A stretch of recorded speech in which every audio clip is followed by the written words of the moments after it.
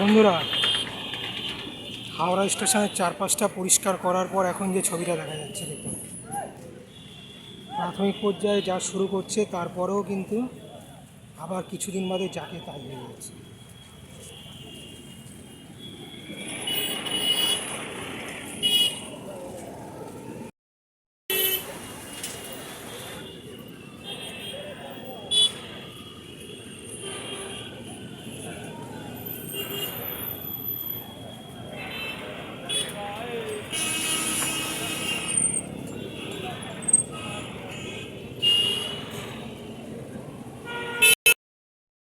এই যে সেই ট্যাক্সি স্ট্যান্ড,